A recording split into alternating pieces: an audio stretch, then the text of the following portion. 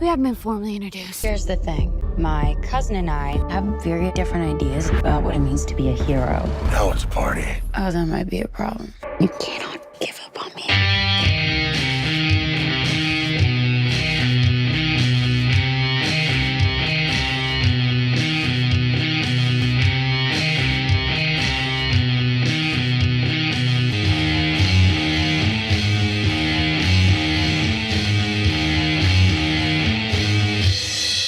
Hello, and welcome back to another episode of Cinema Sleuths. I'm Luke Deckard.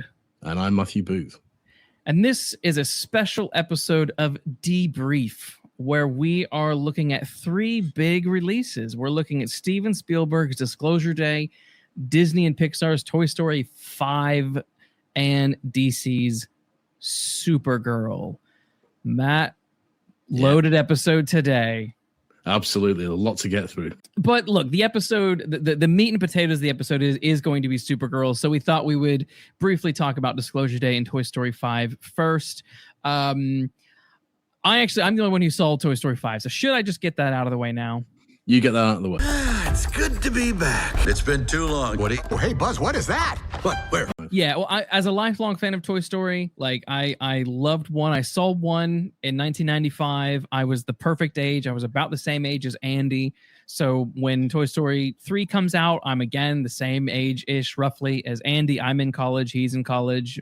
And I loved it. And Toy Story 4 came out, and I thought, oh, this is sort of milking it a bit. And Toy Story 4 is like it's an epilogue of sorts, and it just gets by, in my opinion. It's not like it's bad, but it's very. When people say like, who do they make this for? No one asks for this. Like generally, I'm sort of like, yeah, but no one asks for like anything like this. So whatever. But this is one of those moments where I'm like, who wanted this? Like this is like adding a fourth film to Back to the Future. You don't fucking need to do it. Stop it. Yeah. It's like you had three perfect films, leave it at that, move on, let those just remain treasures. Yeah. And Toy Story sort of falls into that. Money talks, and Toy Story makes a lot of money, and it still does. And so, of course, 4 came out, and then they, that wraps up the Woody and Buzz story. That wraps up pretty much everything. There's nothing more you can really do with these toys. And then Toy Story 5 comes out, and you find out, oh, guess what? There is actually fucking nothing more you can do with these guys. The way I sort of sum it up is it feels like it's the Last Jedi stroke the Rise of Skywalker of the Toy Story franchise, and that it's both the most egregiously sort of like milking of member berries and nostalgia and retreading everything we've already seen, with a couple of interesting, that could have been a fun thing to do, but then you don't ever take the fun thing or interesting thing as far as it should go. So it's written by Andrew Stanton and Kenna Harris, and Andrew Stanton has worked on every single Toy Story film since the beginning, in some sort of writing capacity. But this one he wrote and co-wrote and directed. Toy Story 4 had Jesse had nothing to do. So this is sort of an attempt to give Jesse a thing to do. The problem is if you've seen Toy Story 2 and you know Jesse's story of how Emily abandoned her, and it's a moving scene. Her story is tragic and beautiful, and I love it. And every time I hear that song, every time I watch that movie, and she sings the song, it makes me tear up. I can't not watch it without crying. It is a very powerful emotional moment. Yeah, I remember feeling the same. Yep, this film is emotionally manipulative.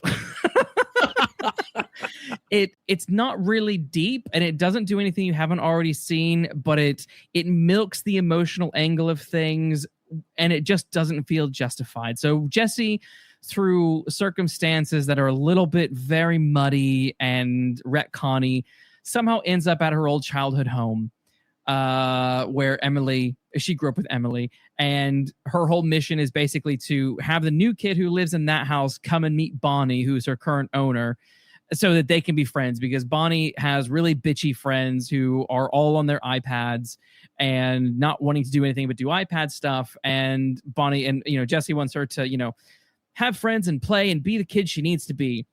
And the whole sort of plot revolves around the real toys and playtime versus big tech, and how tech is sort of taken over.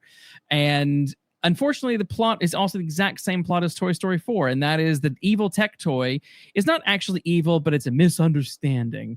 And in the end, they all come together and they become friends, and it's all about Jesse's ultimate revelation is that, I shouldn't be annoyed if Emily or if Bonnie just grows up, because we don't have control over when a kid hits a certain age where they're done with toys and they move on to the next stage of their life. We just need to be there for Bonnie. We just need to be there for Andy when he needs us. That's what we're made for, right? It's literally just milking all the ideas from Toy Story 1, Toy Story 2, and a little bit of 3, and just smudging them together for a very boring, unoriginal, cluttered movie that just goes absolutely absurd. Because here's the thing. Between Toy Story 1 and 3, Andy grew up. From 1995 to 2010, Andy grew up. Bonnie's introduced in 2010. Between 2010 and 2026, Bonnie's still a child. And I'm sorry, if that doesn't say something about the psychology of pop culture and entertainment right now, that for the past 15 fucking years, like we just can't grow the fuck up and move on. Absolutely. It's so right, that. It's so right. And this film irritates me. The other thing that irritates me about it is like Woody, useless. He only comes to the plot because of a contrivance. He contributes really nothing to the plot. Him and Buzz are on a little side quest to find Jesse, but they don't have any bearing on like the actual plot.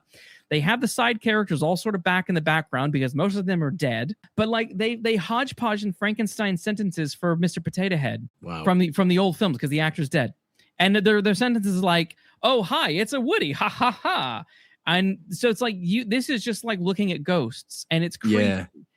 And I hated it. I really hated it. The other thing that I hated, last point I'll make on this, because I just thought this film was unnecessary, totally irrelevant. The praise is all stemmed from milking nostalgia and milking feelings that aren't earned. But what annoys me is the film starts with Bonnie doing playtime, and she's having Forky, who was introduced in the fourth film, which is a fucking little fork that she makes in preschool or first grade, whatever it is. And then now in this one, they've introduced a little knife that she's made. Neither of these characters have anything to do in the movie. So what's the fucking point of them? Get them the fuck out of there, other than they're just there to sell toys. But in this movie, the two times that we see Bonnie play, what I want you to tell me, Matt, what do you think the playtime is? What is she doing with her toys? I don't guess. It's the most cliche, sexist thing you could probably think of for a little girl to be doing. Is she marrying him? Bingo! Oh, God. Don't tell me if she's made a knife, she says husband and knife. Maybe, did she say that? A husband? No, actually, I think maybe she did. Husband and knife. She might have actually said that. Oh no, I think maybe she did. Oh no. Can you tell me she doesn't, please? The beginning is a marriage, and then the second time when she's playing with her other new friend who is also a little girl. What's their playtime? Oh, now Jesse and Buzz are getting married. Like those are the only two playtime things that she does in this movie. That is horrendous. It is. It's ridiculous. Like they have an opportunity with a franchise like this to just reinvent itself with new toys. With new toys, exactly. Yeah. Do exactly. it. It's called Toy Story. It's not called Woody and Buzz's Adventures. No, the Adventures of Woody and Buzz. Yeah, absolutely. Toy Story 5, it's all nostalgia bait. It's all emotional manipulation. It's great that Jessie has a story that's all on her own. That's all hers again. But all the characters get sidelined. They have nothing to do. And I just kept thinking this storyline really probably could have been Toy Story 4, reworked a little bit, combined elements of Toy Story 4 and 5, and I could maybe see a bit more justification for 4, and also a story about like tech toys. Well, because the also 2026, like we're doing tech now. That should have been the 2019 movie. That would have made more sense to do a tech. Absolutely. Come on. Yeah, absolutely. It's. I mean, the idea of old-fashioned toys, that I would have had in the sort of 70s and 80s. Yeah. Coming up against technological toys in games is a good one. That's a good basis for a bit of conflict in. But also think about it, Matt. What was Toy Story 1? Well, yeah, Buzz was the new hot toy with all of his gadgets.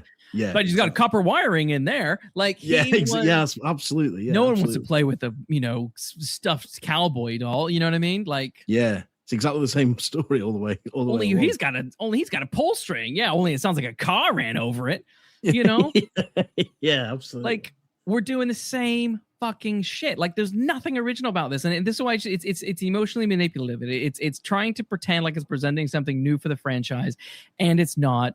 And it's just not very good. And it's a shame because, you know, Joan Cusack as Jessie is wonderful. I love her. I love the character of Jessie. I love Bullseye. But, like, if you don't have a good story, they just don't have a good story. But, so yeah, unfortunately, guys, I'm sorry. But Toy Story 5 was just not very good. What did you steal? Secrets. The data they paid me to protect. Let's chat Disclosure Day before we get into Supergirl. So Disclosure Day directed and written by Steven Spielberg, but also David, how to kill Cope? I always thought it was Cope. Cope. There's an O in there, and my dyslexic brain is like, how the fuck do you say that? We'll just get this out of the way quickly. Steven Spielberg, David Koepp wrote Disclosure Day, directed by Steven Spielberg, the first big Steven Spielberg film to come out in a very long time, starring Josh O'Connor, Emily Blunt, all about aliens. It's all like classic Spielberg stuff. Went and saw it with a friend of the podcast, James Benmore, and I walked out just feeling bored. Just say it. Yeah, bored. I did. This was Toy Story elicited a reaction of like, oh, fuck this. Yeah. Disclosure Day elicited a like almost like nothing. It was sort of, well, not nothing, but it was a very, if all my expectations and what I thought would happen is more or less what happened. And I think that's kind of the problem. What I'll do really quickly, I'll just quickly run through my likes and you run through yours. The concept of the aliens appearing, spoilers, by the way, spoilers. The concept of aliens appearing as animals to kind of lure people, that was cool. I liked that. The aliens themselves, they looked really cool. I sort of was hoping this could be a secret sequel to Close Encounters of the Third Kind, because that could have been interesting. I thought the footage of the alien torture scenes and learning that sort of history with humanity, thought that was all really well done. And I thought the newscaster, when the disclosure begins to happen, who is talking through what she's seeing, I thought was very good, and at moments quite moving. I thought Josh O'Connor was interesting and did a good performance, but then outside of that, there was just a whole lot of superfluous, empty, meandering nonsense. What about you? Yeah. Well, it's funny you should mention Close Encounters, because I came out of the cinema thinking, I've seen all that before, done better, by the same man. This, I thought, was, for the first hour of this film, I kept thinking I was watching two films, because first off, it was a conspiracy theory thriller, which did actually quite grip me. When it the first opening started, scene, I gotta say, I really liked it. The fight, where he like grabs the bag and stuff. I was hooked. I was like, wow, we might be onto something here. Yeah, and funnily enough, I had the same reaction. I was thinking, well, this isn't what I was expecting. Excellent, you know. All of a sudden, then I'm in a stupid rom-com situation with Emily Blunt as a ditzy weather girl, and Wyatt Russell, Kurt Russell's son, yeah. And I was thinking, what's this got to do with anything?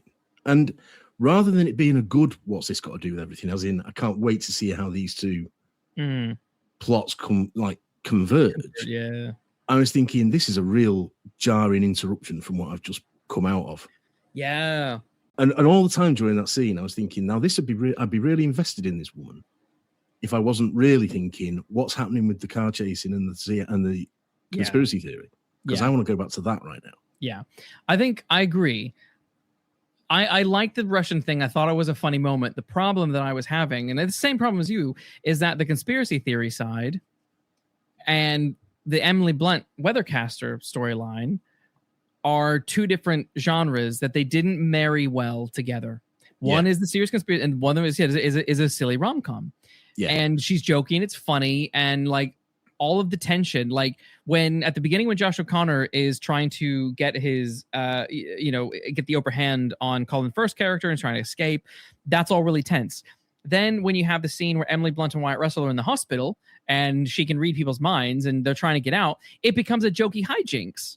Yeah. And when they're Yeah, like trying to exactly. run over the phone, and I said this to James at the end. I said, you know what, man? I was like, do you think like when we like these two things like kind of worked? And he at the time he was sort of like, yeah, no, I think it did. And because I was like, my gut reaction coming out of the film was like, I don't think these two really worked generally.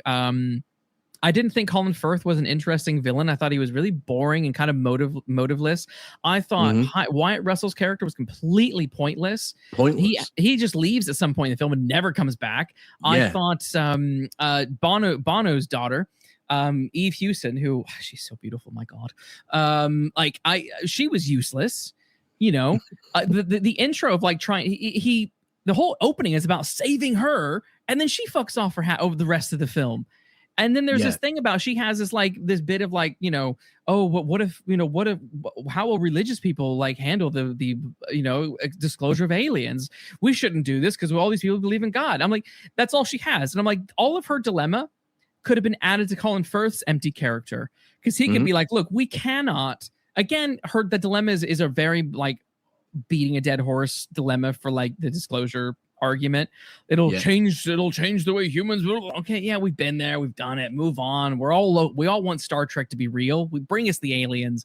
So when she's sort of doing that, I'm like, well, this is all you've got, lady. Like we waste time in a nunnery just to waste time. And then you don't come back.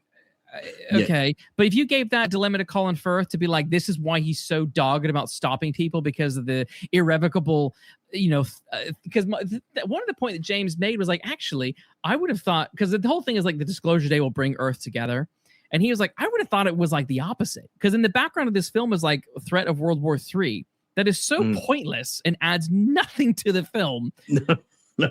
But I was like, absolutely, well, I think, but like the disclosure is meant to bring everyone together and calm everything down. But I'm like, and I think James has a point. I think, yeah, it would probably escalate things even more. I think it would, even assuming anyone like could be bothered to notice. Because the other thing I felt about this film is it's about 30 years too late. It's just like, for the guy who didn't want to do Crystal Skull and do aliens to do it. Yeah, I mean, again, there were parts of this film when I felt I was watching an X-Files episode. This is a sort of a 1990s film. Yeah, it's sort of in the Independence Day vein. But I just thought this film was stupid. Yeah. And I thought, oh. It was too many ideas. It was two films smashed together. You either do the Emily Blunt film or you do the Josh O'Connor film and stick that. But the other thing that I didn't like the cinematography, and the music was also very unnerving. It was again John Williams, who's great, but there's moments where like you're listening to music that just sounds like the greatest hits of John Williams and Spielberg movies. Exactly. But I'm not getting the same emotional like wow from the screen that you do with like E.T. when they first take off on the bikes. Like there just isn't any of that. No, there's no moment like that, is there? There's no moment like there's no cheering moment. There's no sense of wonder. No. I mean, watching Close Encounters again, still when that first alien comes out and it's that long-legged thing, and there's still a sense of wonder about that. Yes. Yeah. I didn't get that here. At all. In fact, all I could think about when they wheeled that big ass alien in is how the hell they got that into a TV studio. Yeah, well, I was just thinking, because then he just leans up and says something in their ear as if this is some sort of, and I was like, what is he saying, and why do I care? Yeah, because we never find out. Saying, just tell him to listen. Tell him to, everyone's got to listen. Yeah, but it's like, but they're already watching. Like the stuff is already disclosure is already happening. So yeah. What? I do agree with you about the alien torture scenes. I think they were good, but that's part of the conspiracy movie theory. I think what I'm trying to say is there are two films smashed together here, and mixing genres is not a bad thing. When it's done well, it can work brilliantly. But this was a conspiracy theory thriller to me. Yeah, and you could take Emily Blunt's... that's how the tone is set. Yeah, and you could take Emily Blunt's character out of this. Yeah. And have a much more streamlined film that would actually be and beef up Colin Firth, because I agree he was just dull as ditch water. Yeah. And dull villains will be something that we come back to, perhaps. But so was Coleman Domingo's character, the guy who Connor's talking to on the phone the whole time. Like, he's just sort of there with like omnipresent information. Like, why is he building Emily Blunt's house? Why is how does he know that he's doing this before she even has her fucking bird moment? Yeah, exactly. How does he know what it looked like? And it was just like it was like a film of Deus Ex Machinas. You know, they can get into the secret facility because Emily Blunt can tell people, you know, the daughter's going to be okay or something, and everyone just lets him go in. You know, and then Bono's daughter comes back with the alien thingy. Yes, just at the right time. You know, and turn the power on. Which I was like, I called turn that the power on very early on. Yeah, it's just all like I say, Deus Ex Machina. You get out of situations by script's good fortune rather than character intelligence. And it was just all. I agree about that. I do think the aliens presenting themselves as animals to not scare people is a great idea. Yeah. The CGI wasn't up to it, but it was a great idea. Yeah, it was really bad, that scene. Really, when they do the CGI. scene of showing her in her room and then going with the animals, that felt like I was watching a like 1998 Coca-Cola Christmas commercial. Yeah. Again, I thought this is a 40-year-old film. Yeah. You know. Yeah. But Spielberg hasn't made a good-looking film in a long time. Like, cinematography-wise, like it's that he's had this same style of like blue, dark blue, like ever since like I either like AI or Minority Report or War of the Worlds. So AI, Minority Report, ever since then he's had this sort of visual style that just feels dated, but it feels like a very early 2000s film, but it's also just generally ugly. Like I wasn't looking at anything being like, oh, wow. You know, I think I hate to say it, I think Indiana Jones and the Crystal Skull is the last good looking film he did. Well, we were talking about this the other day, weren't we? And I think that's probably true. And I don't want to harp on about Close Encounters, but it is frankly a much better film than Disclosure. Gorgeous. And it is beautiful. Yeah. All the different tones in that. The lights, the famous shot of the kid opening the door. All that orange glow against the rundown browns of the house. The ship at the end against Devil's Tower. It is all stunning and beautiful. And if you'd not, you know, if there was a world in which I could watch these two films not knowing who directed them, if you told me that they were by the same man, I wouldn't believe you. Yeah, no. Not in a million years. Not in a million years. You know, Raiders of the Lost Ark, that's a beautiful looking film. E.T. is a beautiful looking film. Yeah, but that's what he's at the peak of his game. Good point.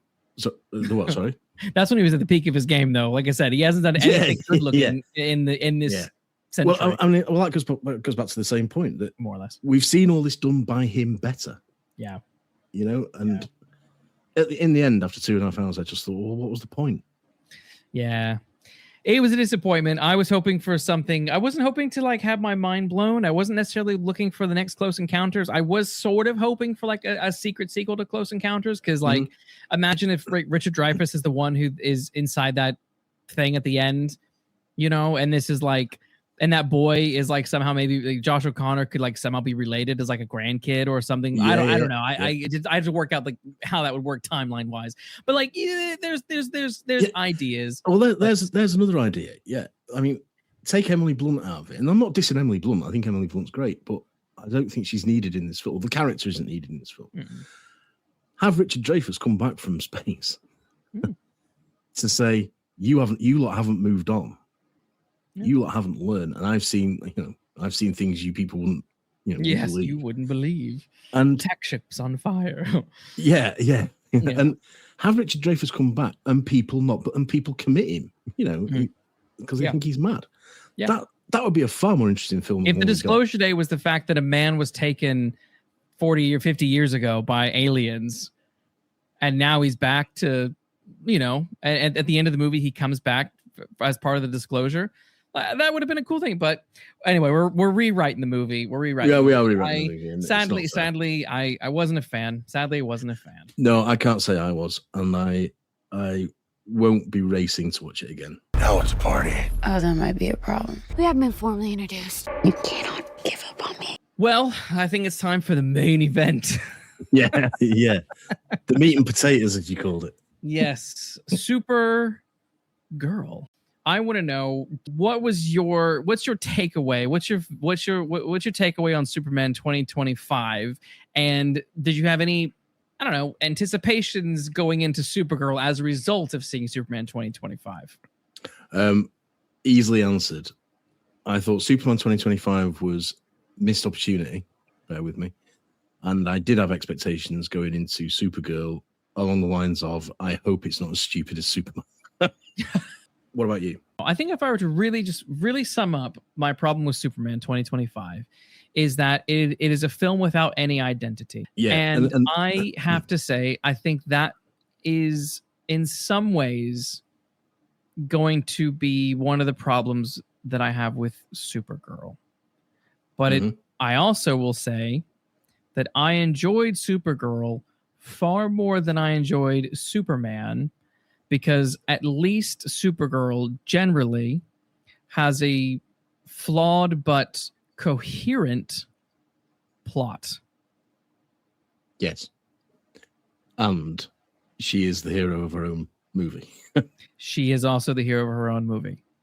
Because I also enjoyed it far more than I enjoyed Superman. Superman, I agree about the identity thing on Superman. It either give me cheesy Adam West style camp comedy, which I am all on for. I have no problem with that. But you then can't have geopolitical, true political statements in that. Fucking hell, no. You know what I mean? You've got to know what tone you're going for, and you can't have your cake and eat it. Yeah, James Gunn. Yeah, and that is a big problem with Superman. You know, it is. I mean, a real case in point of why I don't like the writing, and it's like when Superman saves a squirrel. I get it. It's cutesy. Oh, he sees a squirrel. I don't give a shit about saving a squirrel. No, I just don't. I also, there's a scene with a kaiju in Superman where the kaiju is storming through the town center, and some little girl is just sitting there eating an ice cream cone, like 30 feet away from it. And he has to go and save her. I'm like, this thing has been smashing the town center for a while. The area would be clear. And it's like, don't get me wrong, it's a great scene in which he swoops in and wraps his arm around her and the stuff blows around him on the other side. But logically, in space of what's happening, it makes no sense for this little girl to be sitting there eating a fucking ice cream cone. Yeah, that's the thing. It looks great, but it's pointless. Yes. And looking great ain't enough. And there's a similar thing where he saves a woman from that kaiju and then lands on a rooftop with her where the kaiju's right next to him. So she's no safer, really. No. Yeah. And the squirrel thing I hated. And I'll tell you why I hated it. Because Superman has bigger things to worry about in that moment than a squirrel. Yeah. There is such a thing as collateral damage. And in the comic Death of Superman, when he's fighting Doomsday, I reckon a few squirrels and birds and whatever else got killed, died during that. Yeah. He can't save everything all the time. Even Superman has to prioritize. Yes. And saving a squirrel is pretty low down the priority list as far as I'm concerned. I think it's stupid. But again, cutesy makes a point, and I understand the point, but you can make that point better. Yes. Now, some of our listeners have asked if we could do a spoiler-free review of Supergirl.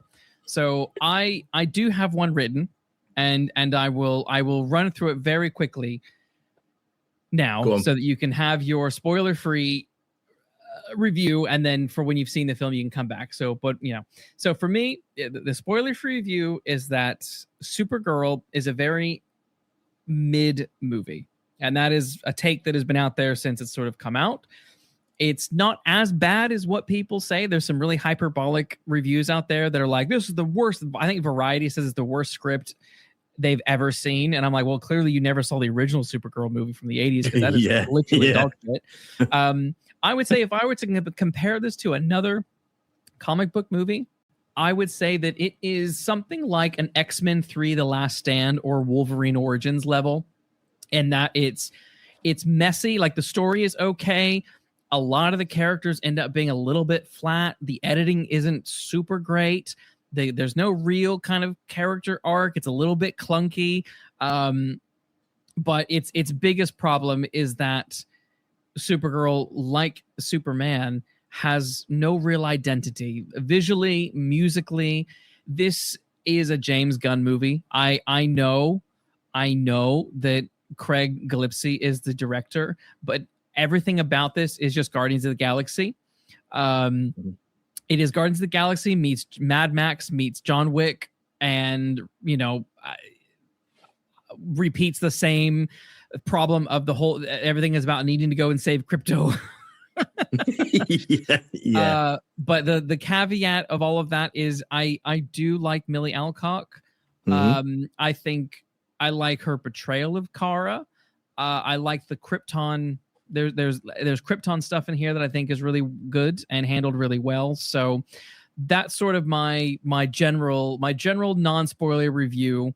So I don't know. I'm not going to put in a time code as to when to skip to the next one, but that's my spoiler free. I don't know if you want to add on to that, Matt, or do we just leave that? No, I think that sums up that sums up what I think about it. I would just the only thing I would add is that I think you have to ask yourself what you want out of a film like this. And if you want an hour and 40 minutes of, popcorn entertainment, you'll probably get it. Or popcorn that tastes like shit because it is actually shit. Oh, possibly. Which she gets. Well, she gets in the movie. She buys some popcorn that is literally shit corn. Yeah. I didn't hate it. I have to say. I'm not saying that I'll race out and get it on, physical media. I'm not saying that I will sit down and watch it when it streams. But I didn't come out of the cinema like I did with Disclosure Day. No. Well, let's run through it, because I was sitting there. I had a little pen that had a little light on the end, and I was sitting there with my little notebook, jotting things down as I was watching. So I've got a bunch of points that we can kind of run through. Are we still spoiler free? Yeah, we're now spoiler free. The opening, to me, I did sink in my chair a little bit, because it opens up with Supergirl out in space with very cheesy chick flick 90s pop music. It felt like a very 90s opening to me, of here's our perky, female protagonist, and she's waking up in bed, and she's all disheveled, and ho.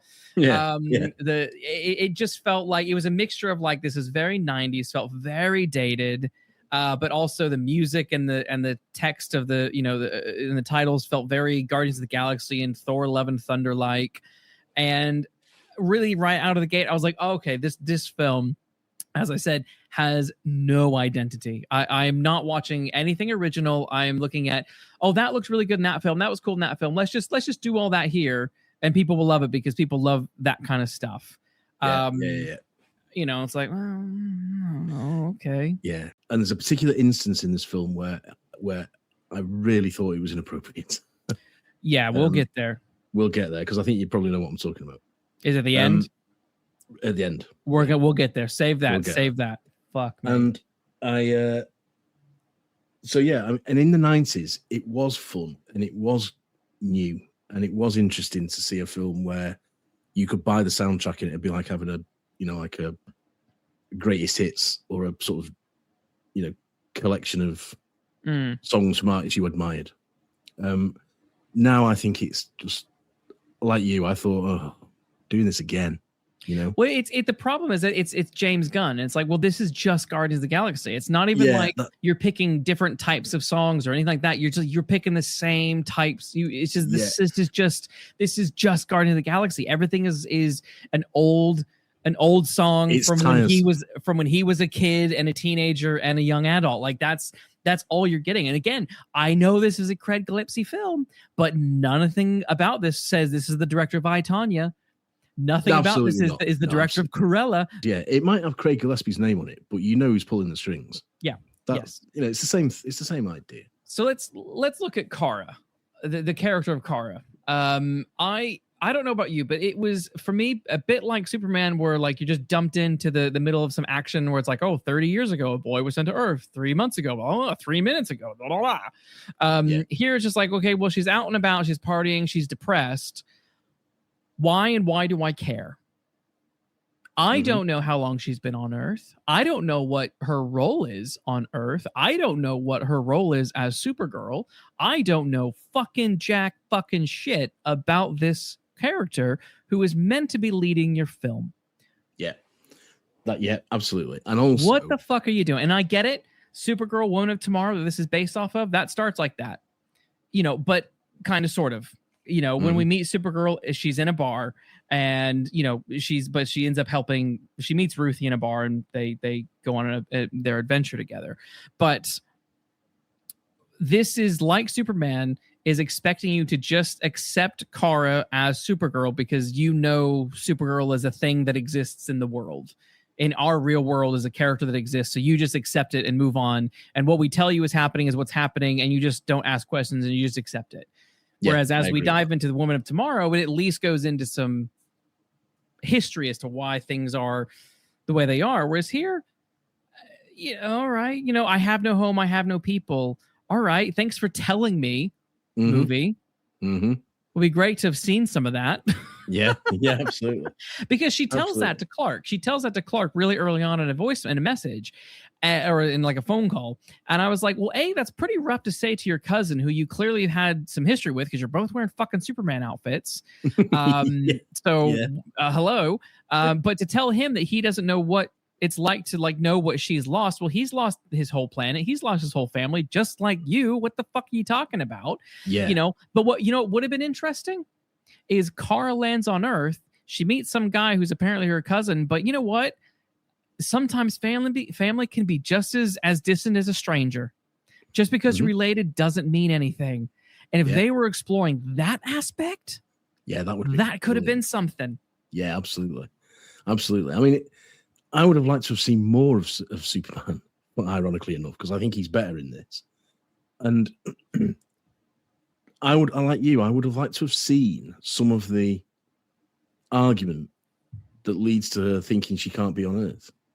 That it's not her home. I mean, I get it's not her home, but it's not his either. Exactly. And I get that he's been sent as a baby and she came as, I don't know, a teenager. Yeah. But so what? You came for the same reason, sort of thing. And I think seeing some attempts on Superman's behalf to try and explain to her why they are there. And her not being able to accept it or not wanting to engage with it would have been, and then we find her, pissed in the bar or hung over in bed, would have been a better opening. Well, yeah. Well, to ground us with who she is. Yeah, she rocks up on Earth. He's like, "Hey, great, you can help me as a superhero because we have power." Blah, blah, blah, blah, blah. And she's like, "Maybe I don't want this shit." Because the other problem this film has to deal with, and that is James Gunn set Superman up as a conqueror. His Jor-El and Laura in this universe set Superman up to come and conquer Earth, which I hated. I was mixed on it, but they doubled down on it in Supergirl. Jor-El says that at some point in the movie. Or not Jor-El, Zor-El, Kara's dad, says that to it's either to his wife or it's also mentioned again to Supergirl. I can't remember if it was to both. But anyway, he's sending her to Earth where her cousin is, knowing full well that was the intention that Jor-El and Laura had for him. So she just goes there but they don't talk about it. They don't address it. No. And he just instantly gives her a costume to say, "Oh, it's bright and colorful. That's how people know that we're good." Well, that's really stupid fucking dumb logic, Superman. I'm sorry. Yeah. And his but also it's like, well, if she rocks up and he's like forcing this hero mantle on her and it's not what she wants, and he's not really, and she's grieving her family and her loss, like, spend time with that. Yeah. Spend 20 minutes of your movie of these two their two ideologies like clashing and her being like, "This isn't my fucking home, Clark. I'm gone." Yeah, get off your high horse, Clark. Yes. Because whilst I hated the idea that Jor-El's purpose in sending Kal-El is to conquer Earth. And you're right. Zor-El does say conqueror of men. There goes Kal-El, conqueror of men, or something, he says. Yeah. And whilst I hate that, what I would have liked is Kara saying to Clark, what are you talking about? You were meant to rule these people. You're not even doing what your dad intended you to do, you know? And him saying no and explaining why he doesn't do it and explaining why he wants to be a savior. And her saying, but why? They're nothing to do with you, you know? Well, no, it would actually make sense because they flipped it, whereas Zor-El has the ideologies of classic Jor-El. Of Jor-El, yeah. Which would have been like, oh, you're not a conqueror. That's interesting. That's cool. He's like, well, this is how my parents brought me up. Wait, what parents? Exactly. Well, I was raised by these two fucking hicks. So she says you're not even doing what you were meant to be doing. You know, my dad sent me to sort of help because and use my power for good, and you weren't to conquer it. And here's you doing all this saving squirrels. You're serving. You're not ruling. It's great. Yeah. And she would say, well, you know, you've what place have you got? And he could then explain that, like you say, that's how my parents brought me up. What parents? You don't have any parents. All that business could have been really interesting, and a sort of antagonism between the two of them.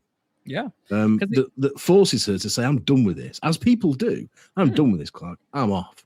Yeah, and then we find her in space getting razzed. Yeah, I mean, you could have done that within a 5 or 10 minute epilogue. I mean, you know what I mean? Like, if Lord of the Rings can sum up the entire mythology of Lord of the Rings in 10 minutes, you can sum up this in 5 minutes. Sum up Superman. Yeah, definitely. You know, Jesus God. Now, because the other thing is, like, you know, again, this is where it's like your setups and your payoffs don't fully land. And on the later in the film, when Supergirl Kara is on the planet with the Krypton sun, and she's looking at the bag that Ruthie's brought that's got her Supergirl costume in it. She sort of looks at it or whatever, and then she later in the film she puts it on and comes in for this big heroic moment, as if she's finally earned the suit. Yeah, but she's wearing the suit at the end of Superman. Yeah, so she's clearly not afraid of the suit, or doesn't feel worthy of the suit, or doesn't feel worthy. Like, pick your lane, movie. Like, if she's a superhero, if she's a bit like, you know, Jessica Jones, who is a superhero but is also out there getting drunk and smashed and has a more disillusioned, you know, way of life, I'm fine with that. That's cool. But this whole like, oh, I can't even wear the Supergirl suit. Why not? I don't understand why we're holding off on it, because, like, what are we holding? I don't know what we're holding off on, so that when she puts it on at the end, I thought, well, yeah, okay, you're wearing it, but like, Yeah. Or on a much more superficial level, you think, well, it's about time. You know, part of the fun of seeing a superhero film is seeing them in the suit. You know, which is why I always like the Batman 89 opens not with him. Right there. You know, he's already doing it. But yeah, I agree with that. I agree with that. I think she hasn't earned the suit. But I think the problem that this film, the problem for me is that bit at the end of Superman, is the little cameo at the end of Superman. If you don't have that, then that issue doesn't arise, does it? No. The fact that scene is only there to signal to dumb audiences who don't know who she is and don't know who the actor is and who they're portraying, to be like, oh, she's wearing a Superman suit. Oh, that must be Clark's cousin. Okay, right. So when they do the Supergirl movie, you're like, oh, that's a girl at the end of the Superman movie. That's the only reason she's there in that movie, in that suit. Yeah. She could have had the suit at the Fortress of Solitude. He could have said, you're still not wearing it. And she says, it looks ridiculous. I'm not wearing it. Something like, you know, that tells you she is. And it also then follows through into what you get here. I didn't dislike this landing me in the middle of her life without telling me who she is. I didn't dislike it as much as I did Superman, because the problem with Superman was that this doesn't have. You meet him after he's had his arse handed to him. And I would have rather liked to have seen that. You know? Yes. Even the closing moments of it. If it had ended with him flying towards the screen, having been punched by something, then all right, I can cope with this. But you see the end. Whereas I didn't have that sense with Supergirl. I just thought, I'm being asked to accept that this is her. Okay, I'll accept it because the film isn't going to give me anything else, and it doesn't expect any more of me. Yeah, you know, because it's a trashy popcorn bit of nonsense. Yeah, which is the tone it gave me, and the tone that carried me through. You know, which I think is why I enjoyed it more than Super, because I expected nothing of it, and it didn't give me anything. So it was just a case of brain in neutral and crack open a beer sort of thing. Yeah, you know. Yeah, That's I think I know a lot of people have, like, you know, it's had a, this film is not done well at the box office. It's not done well critically, and man, I don't know. Like there is a part of me as I'm watching this movie, I am genuinely thinking, like, well, is this any better or any worse than Superman? Well, no, it's no. It's not. There's this sort of this is gonna be really there's a sort of, there's an element of, I would say, like, cognitive bias going on, and everyone, I feel like, I mean, Superman 2025 is a seriously flawed movie that has been praised by loads of people, and it's one of those things, it's so bad that I'm like, I don't believe anyone who actually likes it. And it feels to me like Supergirl is the thing that they can take their rage out on, which is kind of sexist. That is kind of sexist. And like, hang on. It's one of these things where it's like everyone hitched their wagons to Superman. Superman really wasn't that good, but no one is willing to admit it, in the same way that, like, the Republicans are so dead set that Trump is the best thing in the world, even though he's a fucking moron. and so therefore anything else that competes with that role of whatever, you know, has to then be degraded and is bad and is this and that. And so it's this thing. This to me, as I'm watching this film and as I'm walking and reading these reviews and these reactions, I'm like, man, like, fuck me. Like, I think what you're really mad at is that Superman wasn't very good, because this film holds together better than Superman. It has similar flaws. But its character arc makes sense. The general narrative is, as I said, is more cohesive, and we have our beginning. We get that she's sad and lonely, and, you know, looking for her home, goes to this big adventure, whatever, and then puts on the suit, and then does the hero thing, and then decides to go back home to where her cousin is, and you hang around for a while. You know, there was a.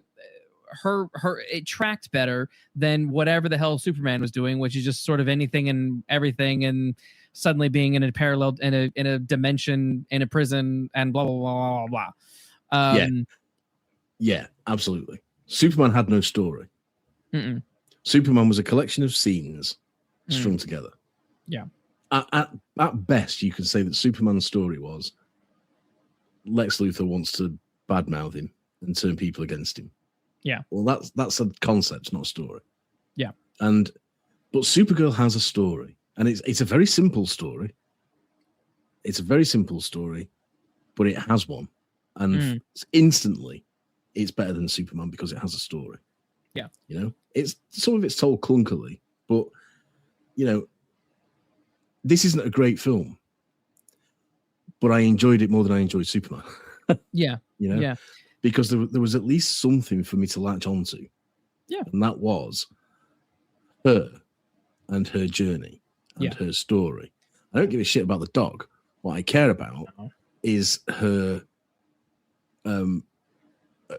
stepping up to be what she really can be. Yes. You know? That's what I was invested in. Yeah. Crap about it could have been fleshed out a lot better, but it's there's enough there for you to. This is what I'm saying. It's like X-Men Origins Wolverine, or it's like X-Men The Last Stand. It has all the ingredients, has all the ideas. It's just not, the person baking the cake just isn't doing a good. They're just not the measurements aren't quite right. That's basically how it plays for me. Yeah, because like it's like there's some bits that don't work very well for me. Like I thought the whole fake drunk stuff when the character was drunk, but Milly Alcock was pretending. None of that really worked for me. I thought that was a bit silly. It was like, and it went on a little bit too long. So I didn't quite like that. But once we sort of get to, once we're on the bus and the bus pirates come, which is a scene that just feels like, oh, we need some action to happen, so we throw some action in, really, and the people who are the instigators of the action also happen to have information that's valuable to Supergirl. It's all a bit coincidental, but as you said, instead of like other people saving the day in Superman, at least she's got the foresight to nick something off one of the pirates and use it to her advantage and things like that. And the general sort of fight is fun, and the action is the action isn't going to blow your mind, but it's also not dull action either. It's like it's serviceable. It's all serviceable, and you're kind of into it. Like when she's when she's threatening the pirates by like being willing to like burn their heads off with their with their heat vision. I was like, all right, this Supergirl has some grit to her. She's really the antithesis of what Superman is. And I like that. I was on board. I was on board with with that. What did sort of not quite land is like she's so dead set against Ruthie, the little girl that she meets, whose parents are killed by Krem, who's like the main villain, and Ruthie just wants revenge for their death. Fine, I understand that. I didn't really understand why Kara was so dead set against like you can't. Revenge will just ruin you, because like, well, that implies that Kara has gotten revenge on someone at some point, and and clearly that doesn't happen in this film or is hinted at in this film. So it's kind of, again, it's like this is where like the writing is. This one's like there are problems with the script, but there are similar problems with the Superman script. But everyone is writing off those problems in Superman, but they're dogging on the same kind of narrative problems here. It's like they're exactly the same guys. They're the same problems. Yeah, they're the same problems. She's saying all the right things, but she has no reason to say them. Yes. You know what I mean? Yes. And I mean, I genuinely do not understand a lot of the criticism this film has got, because I don't know what people were expecting. The bias, man. I'm telling you, it's the bias. Yeah, I legitimately think it is. I think it's all these people hitched to Superman who are they just can't admit that Superman is bad. Was bad. Yeah. And now they can use this as their punching bag. It's very difficult not to draw that conclusion. That's what I'm going to say. It's very difficult not to draw that conclusion. And if that is the case, then it is absolutely ridiculous, and it is just downright sexist. Because just because it's Superman doesn't mean it's going to be great. Superman 3 wasn't great. Jesus, no. I don't think we're far off people saying that was a work of art. You know what I mean? The way things are being retrospectively applauded, I think is, we're soon we'll be saying Superman 4 was Citizen Kane. But I think there is something to it to say we daren't slag off Superman because we expected so much of it and didn't get it. So, but we can't say that. So we'll take it out on Supergirl, which doesn't deserve.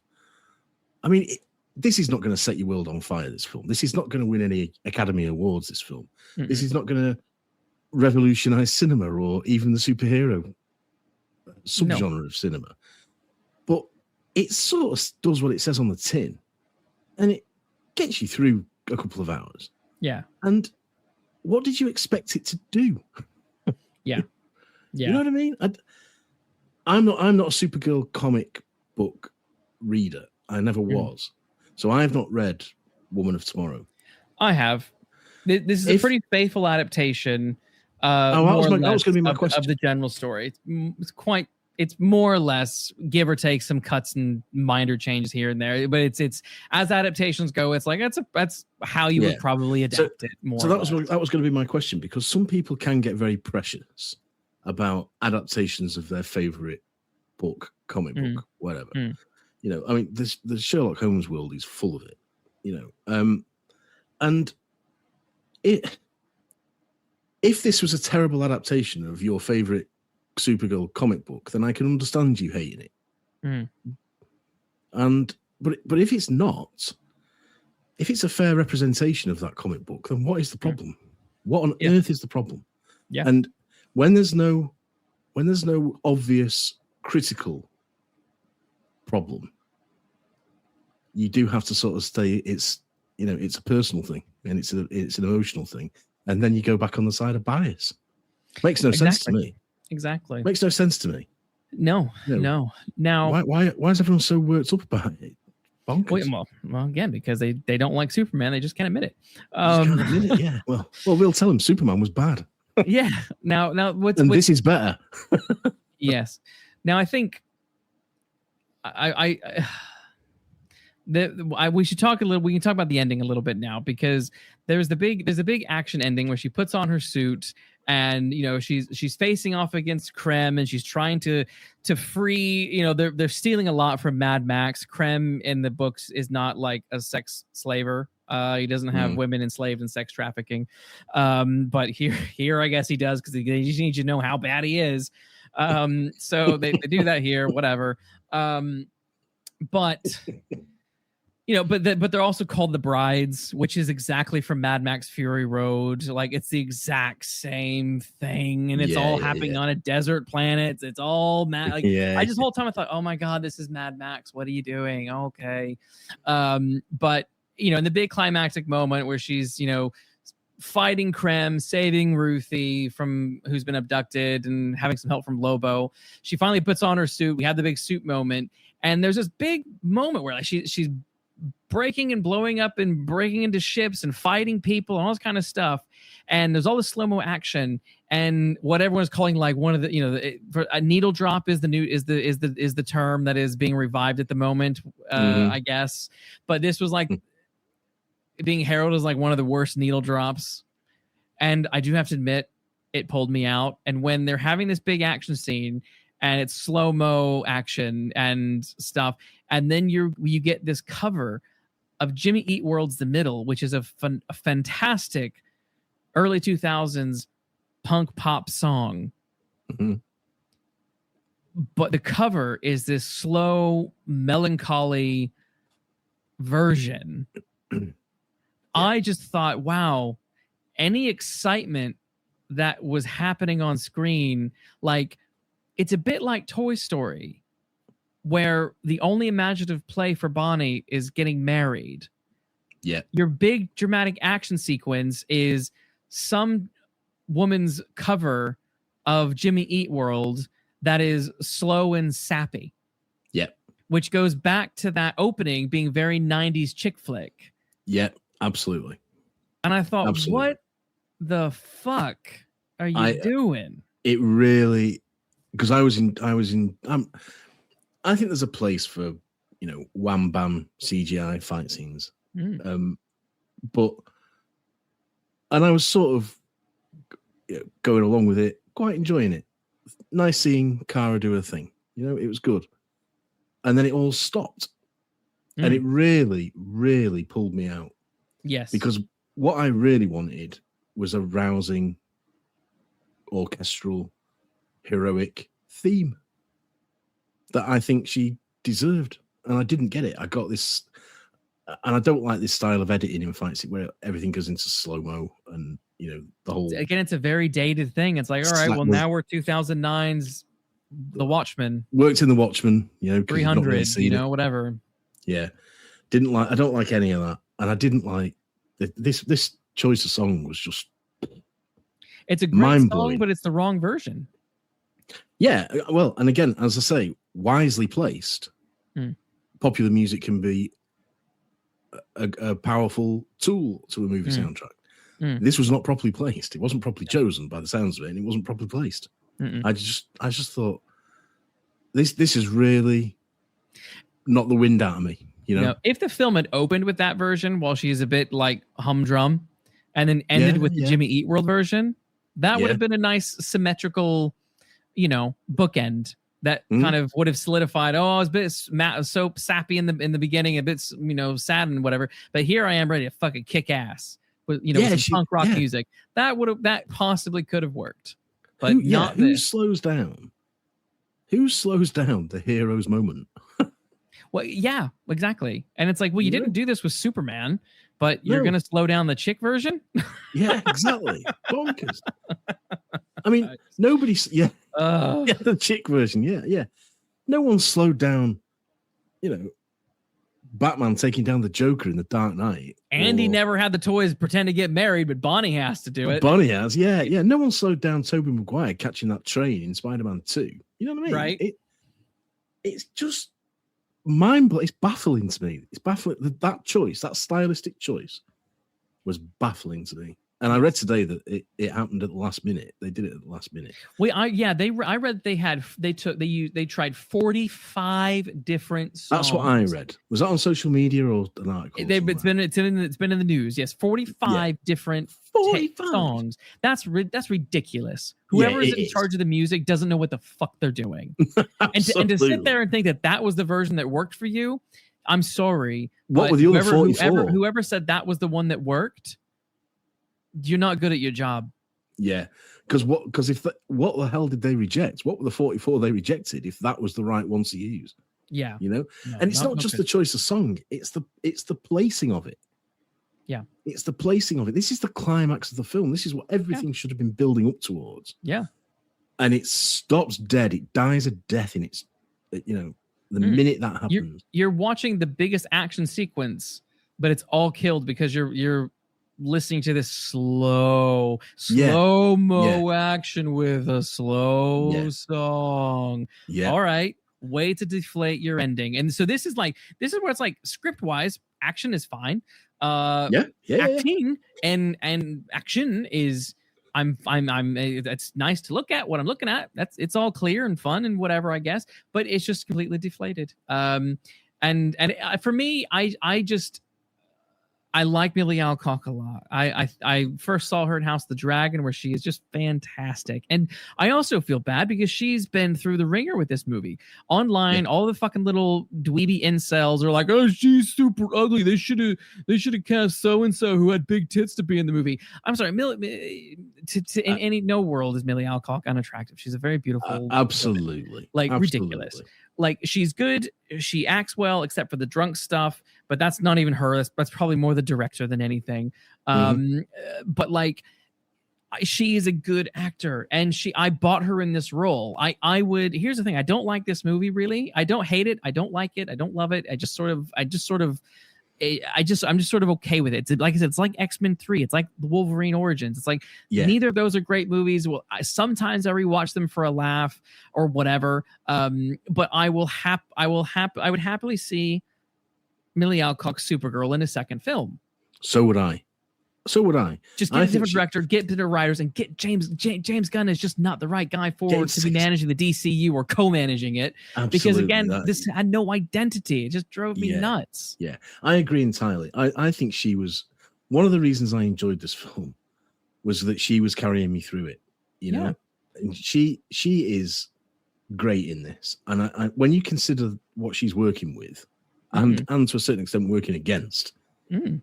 I think she does. I don't see how anyone could have done this better. To say she's ugly is just ridiculous. It's not even worth talking about. And to use that as a reason to beat her over the head in what should be, it shouldn't matter what she looks like. She looks like the character. By and large, she looks like the character. That's what matters. So I thought she was a revelation in this. She's not someone that I know. I've not watched House of the Dragon, whatever it was, but I buy her as Supergirl. And I would love to see her have another crack at it. Absolutely. I mean, she 100%. really sells those scenes where she's on Krypton. Or not Krypton. Well, I really like the fact that we see her on Krypton. Well, we see Krypton. We see We see Zor-El do the bubble and lift Argo off the planet and escape it as it's exploding. I thought that was all really cool. I actually really enjoyed those Krypton flashbacks. Those were the strongest parts of the film, and I really bought Milly's, and Kara's reaction and the grief. Like The that's grief, the thing. If this film started with she lands on Earth and she's fucking grieving this loss, she doesn't know where her family is. They're all dying. She thinks they're all dead in space. You know, like that's a lot to do. You could have hung so much on that early on and helped us sort of explain why she's not wanting to embrace being a superhero on Earth, because she just feels lost and alone, even though she has her cousin there who's really a stranger to her. It's why that angle really could have elevated so much of the drama. But I thought Milly, in terms of acting, Milly just really sold all of those scenes the whole way through. The whole way through. I think all the big dramatic scenes she carries brilliantly. And I agree, there was the missed opportunity between her and Clark, because best way to put this, I don't know how many years are between them, 15, say, but it can't even be 15, because he left when he was a baby. There's 8 years. She was born 8 years after.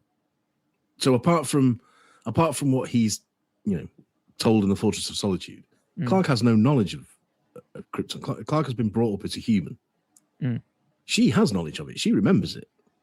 Yeah. There is a gulf between their respective She should positions. remember that Jor-El is a piece of shit. Her uncle is a piece of shit, and should be able to say, "Hey, your uncle was like a tyrant, right?" Yeah, exactly. And that could have been so well explored, and I think it would have been good to see her do it, because when she's in dramatic scenes, I think she's great. When she's kicking ass, I think she's great. I don't get the bad feeling towards her at all. Yeah, no. And I think it's really undeserved, because she is one of the key reasons why this film didn't just wash over me or, bore me to tears or make me want to go home. Yeah. She's a key reason for this film entertaining me for an hour and 45 minutes. Yeah. You got a very uneven script, but you have a very dynamic lead that does a lot of the work. And that's the thing. Because the thing is, I want to briefly just talk Ruthie, Krem, and Lobo. I'll do Ruthie first. I hate this character. And I hate this character in the book as well. I thought she was annoying. I thought she was boring. Here's the thing. I don't really like the comic Woman of Tomorrow. Let me just caveat with that. So this has nothing to do with the actress or anything like that. She's fine, whatever. I do not like this character, and I do not like this community theater Shakespeare dialogue that she uses the whole time. And it's in the book. I'm going to read the first opening of Woman of Tomorrow. My father, whose name I will not record here, for I do not wish it learned, did not die a dignified or honorable death. Shut up. Like there's an episode of South Park where they do like a Game of Thrones thing, and Kenny is playing this character called Princess Kenny, and she has similar dialogue, but it's all this like hyper Shakespearean, like fake Shakespearean sort of speak, and it's all like intentionally clunky and goofy. Once a common lady of the Dark Army, but denied my right to be called princess by birth, I betrayed my kind. And now I have chosen my side, that which I believe is best for all, for it has a DualShock controller with a speaker and a touchpad interface. And that's what I feel like I'm reading when I read Woman of Tomorrow, and that's what I feel like I'm seeing when Ruthie is talking. Like, oh, I had my 13th year. Blah blah blah. Look at the suffering he leaves in his wake. That's a literal line from the movie, and I just thought, oh my god, like just take this out. Like it's like what a dumb person thinks a science an alien should sort of speak. It just doesn't work. It's the old Harrison Ford thing, isn't it? You can type this shit, but you can't say it. No, it's a similar thing. I didn't like this. I've not read Woman of Tomorrow, so I have no prejudices against actress or character other than what was presented to me. And I found her annoying. I found her petulant, and I found her precocious. Yeah. Well, like when they're in the bar and Lobo's there, and for some reason that the movie doesn't explore, Kara's like, don't look at him. Don't talk to him. Oh no. Oh God. She's doing it as if Kara knows who Lobo is, but that is never realized later on, because then she does this weird Valley Girl act that I'm like, I don't really understand this.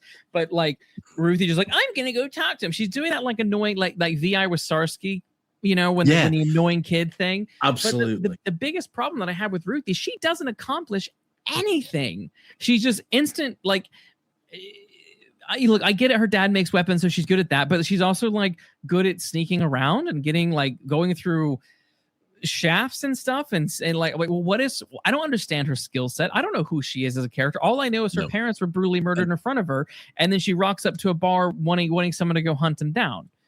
Yeah. But she doesn't do anything. The only thing she does is bring Kara her fucking costume. That's it. That's all she achieves. Yeah. Okay. Yeah. Fair enough. I suppose she had to get it somehow. But yeah, I agree. She doesn't do anything. And again, the movie does the right things, but it doesn't get there properly.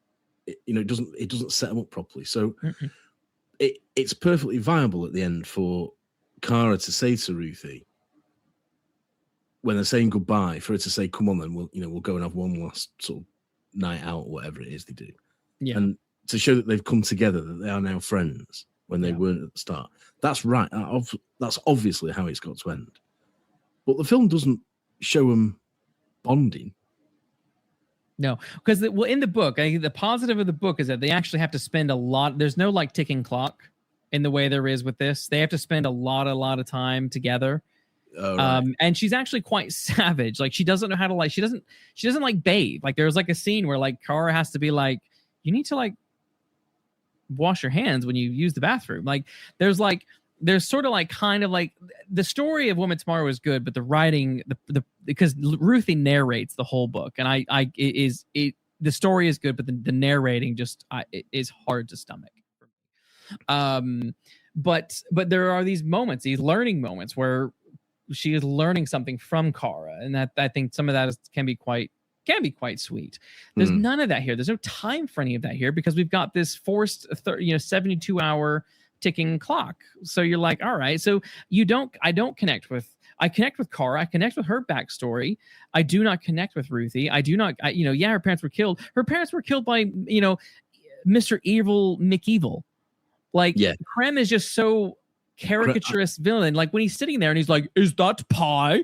Give me the pie." Yeah, I have a real problem with Krem. I mean, they say that the hero's only as good as his villain, his or her villain. Yes. Well, for that to be true, Kara has to be a lot worse than she is because this villain is dreadful. Yes. This villain is a Roger Moore Bond villain henchman. Yeah, he's a henchman. Yeah, yes. That's what he is. He's. I don't know why he's sex trafficking. I don't know. He's not in the book, by the way. That was something added for this just to make sure people knew that he was extra evil, I think. Well, that's what it comes across. He does bad things, so he must be evil. I don't know why he's doing bad things. I don't know. I don't really know what the brigands are, other than that they're sort of pirates, and maybe that's all I need to know. But there's no light and shade to Krem. Nobody is evil all the time. Why do people surround themselves? Why do people flock to him to be part of his band? Yeah. He's just a nothing. What he seemed like to me was a video game big boss. Bingo. And nothing else. And as two-dimensional as that suggests. Yeah. Just there to be beaten. Someone on Threads was like, people are complaining about Krem being a plain villain. Well, that's because the story isn't about Krem. It's about Ruthie and Kara. And I responded in a polite way. I said, if I may, it's based on what you say. A hero is really only as good as their villain. Like, it's not that Krem has to be taking center stage, but they need to be interesting, pose an interesting threat. Yeah. You can keep all the stuff, but I use Darth Vader as an example. Darth Vader is in 12 minutes of Star Wars, the first film, Star Wars. Mm-hmm. Not New Hope, Star Wars. 12 minutes is all he gets, and he's iconic. Professor Moriarty is in one Sherlock Holmes story properly, mentioned in another one. Yeah, and he is a over 100-year-old iconic villain. Yep.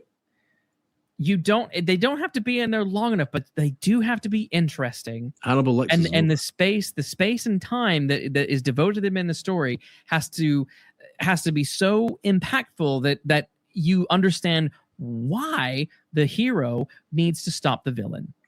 And, you know, he's just not that interesting. And I feel like I'm on board with people saying he's a bland, boring villain because he is very forgettable. I don't care about him. He's not iconic. He's not even like, I don't know. I get it. He's not good. He's just not good. He's just too one-dimensional. And I think the criticism lobbed at him is justified. I think it's perfectly justified, and I share it. Because you're right. Yeah, you're right. That the story is about Kara and Ruthie. I mean, that is true. But the villain has got to come between them. And the villain's got to put them in jeopardy and at risk. And in order for it to be a credible threat, you have to understand the villain. And I don't understand him because there's nothing to understand. I'm not really sure, other than the fact that it's a horrendous thing to be doing. You know, Kara's motivation is to save this dog. Ruthie's motivation is to kill Krem. Neither of them are motivated by what Krem is doing. So, you know, so do you mean that Kara and Ruthie should have been motivated to go after the sex trafficker versus looking for a magical cure for the poison dog in a John Wick thing? In a John Wick knockoff? I'm saying that might have been a more interesting to me. Yeah, I agree. What if? I mean, I know it's changing the story of the Woman of Tomorrow. I know that, but if there was if somebody had been taken as a bride that mattered to one of them, then you know, there is a motivation there, you know. But it seems to me that Crypto dying, which is going to happen anyway, presumably, and sex trafficking are at opposite ends of a spectrum of importance. Yeah. You know, and I just think it's a better story. What can I say? I think it would be a better story, and I think it matters more, and I think it's more important. And then we could learn if we had more time to learn why Krem does this. You know, who's he trafficking for? Presumably, it's for cash. I mean, who knows? Yeah. But you know, there is no threat from Krem. There is just the idea that he does bad things and he will kill you. Yeah. You know, his only character trait is he seems to eat everything he comes across.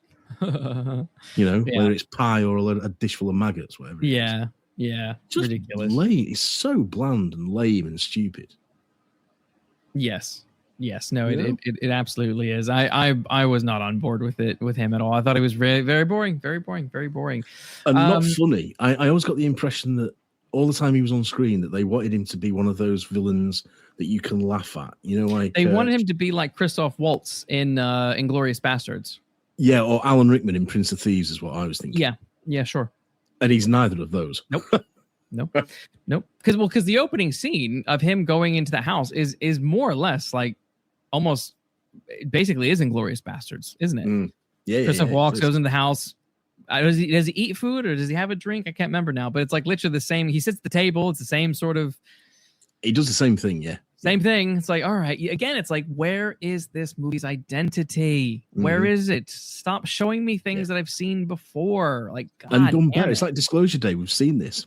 Done better. Yes. Now, the other problem that I do have with this film, there's two last things I want to talk about, and that's Lobo, and that's something that Kara does. Very quickly with Lobo, I know Jason Momoa was so happy to finally be playing Lobo. He's the character he always wanted to play, apparently. All I saw was Jason Momoa being Jason Momoa. Yeah. I don't care for Lobo. I think the scene where he's in prison and Ruthie's in prison, which is basically the scene in Superman when Superman is in prison, and the guy who creates the mineral crap with his hand creates the kryptonite with it. It's basically the exact same scene. So like, all right, another film where the two people are in a cell and they have to break out and help each other out. Oh, you've been here before in your last fucking movie. All the while you're trying to save the dog, which again, this is just like the last fucking movie. Yeah. Come on, where's your originality?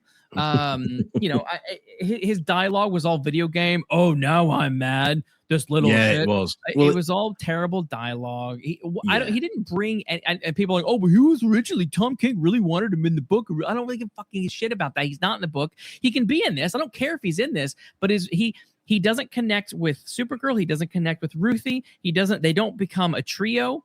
They just happen to be going along the same journey, chasing the same people for reason. Yeah, absolutely. I might upset some comic book fans now, but I had no idea who Lobo was, and I had no idea why he was in Supergirl's film. I only like Lobo in the Superman the Animated Series.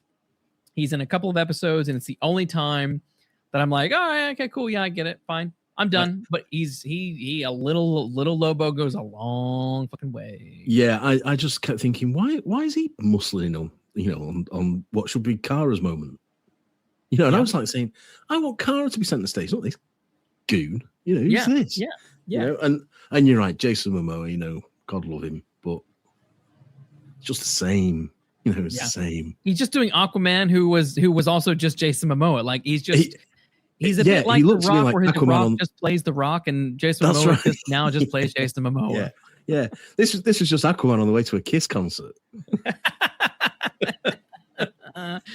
Yeah, I wasn't a fan. No, I didn't buy into Lobo. Well, there is the big controversy, and at the end, once Krem is subdued, in a moment that I was like, damn, Supergirl really gives Beast the shit out of Krem, which I was like, all right, I'm for it. Why not? Yeah. I was rooting for her. I was too, actually. So, Ruthie obviously is desperate. She desperately wants to kill him.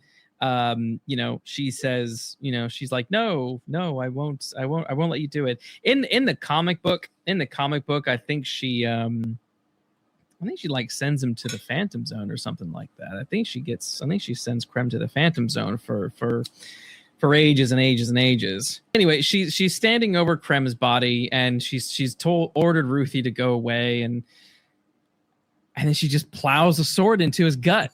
And then she's like, this is for Ruthie or something like that. And then she whips it out and then stabs it in his neck. Yeah.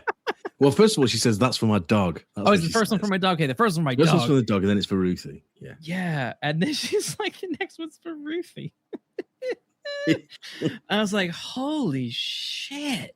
Like, it's interesting because it's like, well, everyone complained about that Zack Snyder film where Superman of Steel, where Superman snaps Zod's neck, which I'm like, I never really had a big problem with. And I'll be honest, I don't have a problem with her murdering this man either.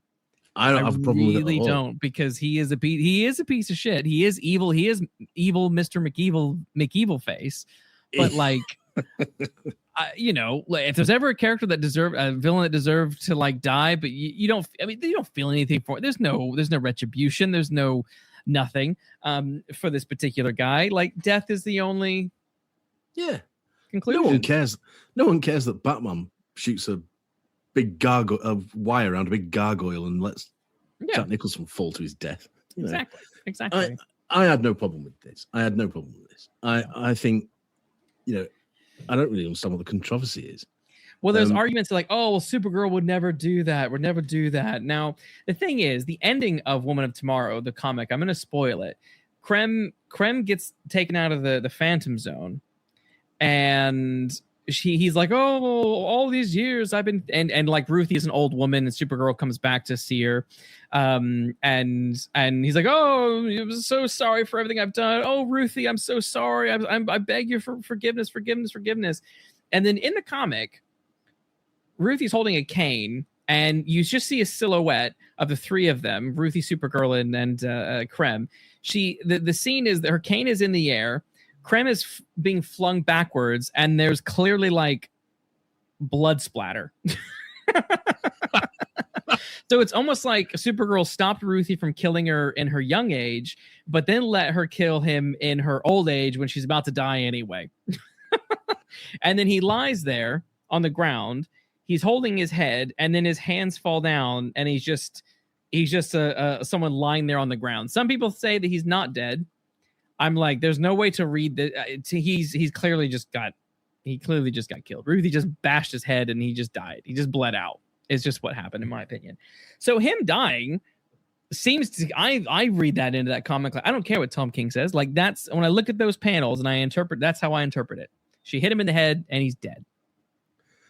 So Supergirl killing him, I'm like, yeah, fine. Why not? Who cares? He's a nothing. Absolutely. It's not like he's an interesting villain. He's a nothing villain anyway.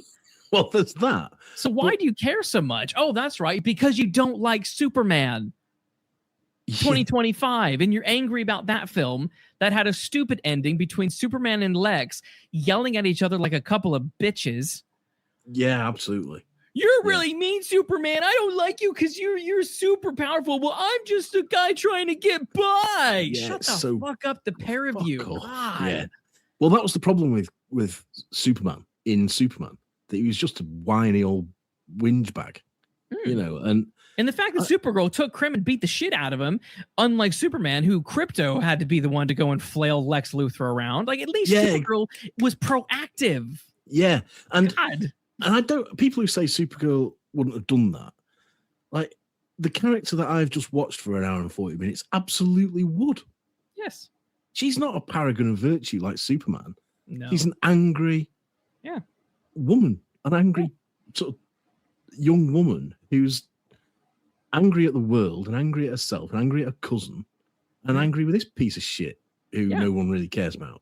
Yes. Of course she could. But who she's not angry with by this point in the film, so the film wants us to say, is Ruthie.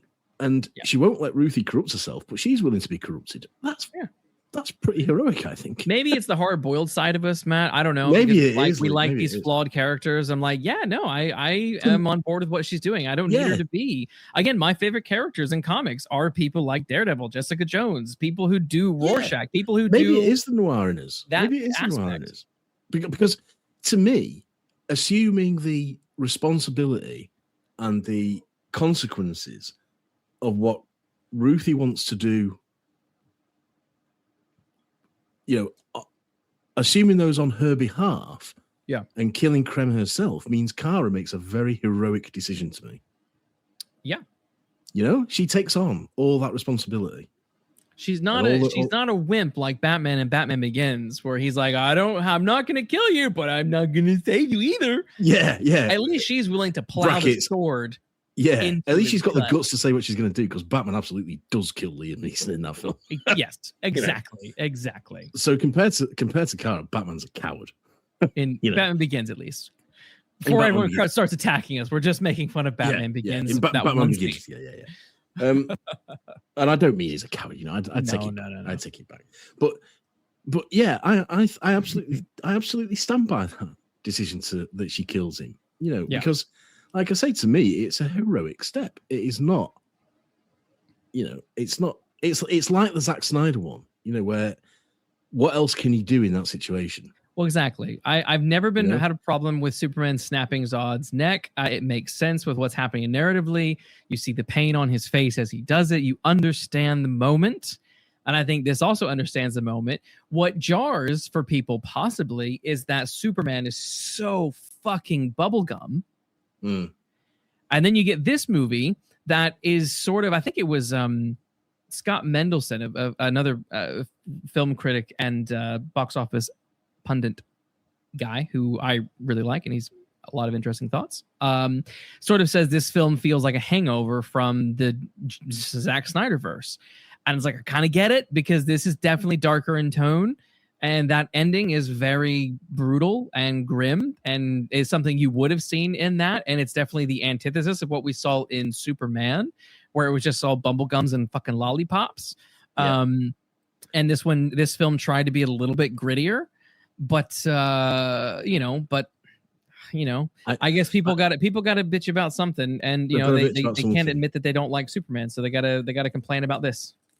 I think that must be true. I mean, this film doesn't even look like Superman, a companion piece of the Superman film. The Superman film was all bright. Oh no, this film looks like a Guardians of the Galaxy film, which was That's my other. It doesn't. There's not even visually, except for the Krypton Sun section. Visually, I'm like, this is just Guardians of the Galaxy. This is just Star Wars. I wish you had done something just a little bit, found some new identity for the space world and the universe, because this is just, I know what you mean. Yeah, you could say this is set in the MCU space, and it looks just like it. So yeah. Well, I think you're right. I think it's such a stark contrast, whether it's original or not. It's such a stark contrast to the bright primary colors of Superman. Yeah, that it's asking to be darker. Just by the way it looks. Well, the comic itself is a dark comic, so it's like, look, on one level, it's kind of bold. You decided to do your first Supergirl outing as an adaptation of one of the of one of her kind of grimmy-ish grim stories, where she's in a bit of a dark place. She's a little bit lost in the universe, and she's drinking and grumpy, and it's an interesting take to have that be your Supergirl right out the gate. But at the same time, like, look, it's a big contrast to what Superman was, so I'm kind of fine with that aspect. But yeah, I think overall, I guess just final thoughts on Supergirl. Look, I by no means hate this movie. I would go as far as to say, like, I liked it. I had a fun time watching it. Red Letter Media sort of makes fun of that. This, when people say it was fun, it's like, that's like the nice way of being like, it's not that good, but like it's mildly entertaining. I wasn't bored. You will be entertained. It's not going to light your world on fire. It's nothing you haven't already seen before, but it does have a good, solid central performance from Milly Alcock that I thought was good, and it has some cool action. But look, Lobo's useless and pointless. Krem is one-dimensional and flat. Ruthie's motive and execution is kind of clunky and flat for me as well. And I just wish there was a little bit more depth and exploration as to kind of where Supergirl was, like where she fits into the whole universe. If some of this, it's like one or two drafts away from being a more serviceable movie. And again, visually, cut these fucking pop songs. Stop. Like, James Gunn needs to not. He has too much influence, and because I'm bored with his filmmaking style, and it's a shame, because again, I know this isn't a James Gunn film. But this film looks exactly like a James Gunn film. It does, yeah. And given that he is the co-runner of DC, I'm like, well, this just the in the way that all the Marvel movies kind of began to look the same. It's like, okay, well, I guess they're just going for the James Gunn aesthetic for the entire DC universe now. So that's kind of boring. This is not a James Gunn film, but it might as well be. I think that's the Yeah. What about your final thoughts? Well, my final, I think I probably summed up in a couple of texts I sent to mate mine, because mate mine said, "Did you like it?" And I said, he said, "How was Supergirl?" And I said, "Well, it was good popcorn adventure. She's good. The villain's shit. It's CGI guff, and it's nothing you haven't seen before." Or summary of the whole episode. And I said, "Did it rock my world? No. Would I watch it if I was flicking through TV channels and it was on? Yeah, probably. Yeah, probably. Yeah. Would I do the same for Superman? No. No. No. And I said, it was trash, but it was enjoyable trash. And, and I was entertained by it. It's not going to set anyone's world on fire, but it will pass 2 serviceable hours of entertainment. Yeah. And what's wrong with that? Not everything has to be Citizen Kane, does it? No, it doesn't. But I do think that is a test. That's a test for me of how a film has impressed itself on me. Yeah. If I saw it on TV and it was halfway through, would I watch it till the end? Yeah, probably. Yeah. And if the answer is yes, probably, I'm okay with that film. Yeah, I'm okay with that film. Will I say, God, I wish I'd seen this from the beginning and download it to watch from the beginning? No. Yeah. But yeah, I wouldn't just say, ooh, and walk away and carry on doing what I was doing like I would with Superman was on. The last thing about this movie is the other problem is the trailers literally spoil the entire film. Yeah, the trailer literally shows everything that happens in this movie. The beginning, the middle, the end. Like, if they didn't show us her in her Supergirl costume, like maybe we'd be like, oh, she can even wear her costume. Like we wouldn't know, but because they show that the one and only time that she wears it is at the end of the movie. So okay, we've actually seen the end of the movie. You know, we see more or less, I think all of the Superman cameos have been released in one way or another. Online or in the trailers. So again, you're like, well, okay, I know he's already in the movie. Like that would have been a nice surprise. Oh my God, we didn't know Superman was going to be in this movie. That's so cool. He turns up. Great. You know, I had no idea when I went and saw X-Men First Class that Wolverine was going to fucking turn up in a cameo. Exactly. Or Rebecca Romaine. Like that. Those were cool little exciting things. I was like, oh, cool. This has been I've had this beef with trailers for decades. Yeah. They used to really make you salivate, you know, and really want to see the film. And if you look at old trailers for films like Halloween or you know, Poseidon Adventure, you know, any film from the 70s, you look at the trailers for those, they really tease you. You know, they are called teaser trailers for a reason. Now, in certain cases, you can watch the trailer and say, "Well, I've seen the film." Oh my God, we should do an episode about teaser trailers. We should. Like we should. The 10 best teaser trailers of all time. We're coming soon to Cinema Sleuths. That'd be so much fun. Yeah, we should. That'd be fun. But yeah, too often they give away the whole film. You know, and when you go and see the film, you say, "Oh, the best bits were all in the trailer." Yeah. So I think it's safe to say that the hyperbole out there that this film is like the worst thing ever is just an exaggeration. It's hyperbole, as I said. It's a very mid movie. It's for me, like I walked out, it was an instant 3 stars on Letterboxd. That's exactly. I was just going to ask you if you were going to rate it. What would you give? Because I said that to my wife. We went together to see it, and I said, "This is a 3 star. It's not horrendous. It's not hopeless." But it isn't going to linger long in my memory either. And for me, that is straight down the middle. And you know, I wasn't bored. I was entertained. But it's not a film that is, like you said, is going to stay with you. It's fast food. It's going to eat at McDonald's. It's like most Marvel movies. It's just straight down the middle, quite harmless entertainment, and you just move on with your day. I don't think this is a bad representation of the character, personally. No, look, there's different versions of the character out there. There always have been, and I think this one's perfectly valid. I mean, she turned up on Supergirl, and she was, you know, a very kind of angsty teen. She turned up in her own Supergirl TV show, and she was sort of a light, bubbly sort of version of the character, you know. So it's like we saw her in the Flash movie, and she was played by Sasha Calle, who was the only good thing about that movie. And again, like she was fine, but she's a bit non-entity really. But you know, so this one was I'm fine with. Look, not all of them have to be Christopher Reeve. In the way, in the way all Supermen have to be Christopher Reeve. Not all Supergirls have to be. There's plenty of variety. You know, I think writing something off just because it doesn't fit your idea of what there's certain times the character is reinterpreted in a way that people get really annoyed with. And I was like, well, if there's already been 50 million interpretations, like why not try something a little bit different? And the fact remains, these characters have endured. These characters are stronger. The basic character, the original character that was created, is stronger than any interpretation. That's why they endure. Yeah. So you don't like this version, there'll be another one soon enough. Exactly. So don't worry about it, you know. Nah. Well, I don't know. Anything else to add? I think we've pretty much exhausted. I think so. Yeah, I think so. Of the 3 we've discussed, I'd just say that Supergirl is the one that I would revisit. Yeah. So I would say, I would say, look, the box office is tanking, but if there's any of these films that are worth watching in cinema right now, I would say, look, go see Supergirl. It's fine. It's a fun little flick. It's inoffensive. The people getting offended have never been kissed.